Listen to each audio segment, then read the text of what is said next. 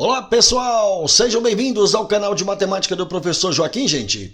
Moçada, nós vamos resolver agora as atividades da primeira semana do PET volume 6 do primeiro ano do ensino médio. Nesse vídeo eu vou resolver a primeira questão que está aí na página 13 e que trata de plano cartesiano e coordenadas cartesianas. Bora lá? Bom, gente, a questão diz assim: no plano cartesiano a seguir estão representados os pontos A, B, C, D, E, F, G, H, I, J e K. Aí ele deu esse plano cartesiano com esses pontos. Aí ele pede para a gente determinar os pontos que estão localizados no primeiro quadrante, o ponto que está localizado no eixo das ordenadas, o ponto com abscissa igual a zero e os pontos localizados no terceiro quadrante. Pessoal, o que é um plano cartesiano? Observe que nós temos aqui o plano, que pode ser toda essa tela. Esse plano ele foi dividido aqui, por essas duas retas, formando entre si ângulo de 90 graus. Então, são duas retas perpendiculares entre si. Essa reta da horizontal ela é representada por x e ela representa o eixo das abscissas, enquanto que a reta da vertical é representada por y e representa o eixo das ordenadas.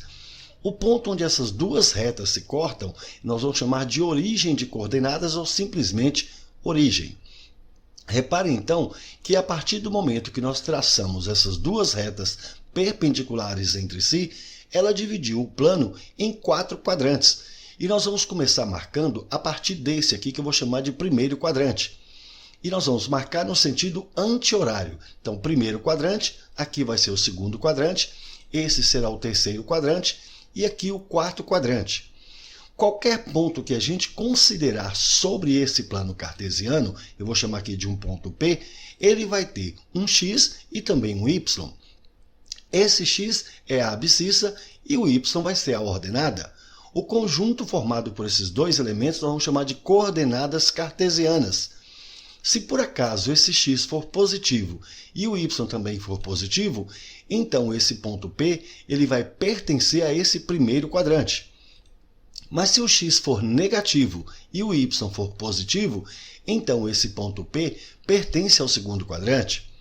Mas se o x for negativo e o y também negativo, então esse ponto P ele vai pertencer agora ao terceiro quadrante. E finalmente, se esse x for positivo, mas o y negativo, então o ponto P agora pertence ao quarto quadrante. Pessoal, observe que esse ponto P estando no primeiro quadrante e no terceiro quadrante, ou seja, nos quadrantes ímpares, reparem nos sinais. No primeiro quadrante, os dois são positivos. No terceiro quadrante, os dois são negativos. Então, nesses quadrantes ímpares, os sinais são iguais. Já nos quadrantes pares, que são o segundo e quarto, observe que os sinais são opostos, são simétricos. Então, olha só, um é menos e o outro é mais. No quarto quadrante, o x é mais e o y é menos. Mas, pessoal, se esse x for igual a zero, então o ponto P, que tem coordenadas agora 0 e algum y, ele vai pertencer ao eixo das ordenadas. Mas se for o y que é igual a zero, então o ponto P, com coordenadas x e 0, ele pertence ao eixo das abscissas. Mas se os dois forem iguais a zero, x igual a zero e o y igual a zero, então esse ponto P de coordenadas 0, 0 pertence aqui à origem.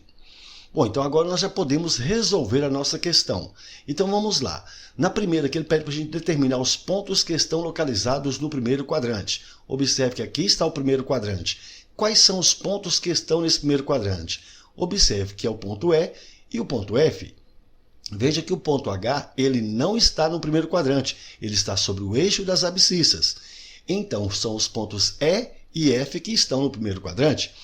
Portanto, o ponto E tem coordenadas 3 e 3. Veja que o x aqui é 3 e o y também é 3.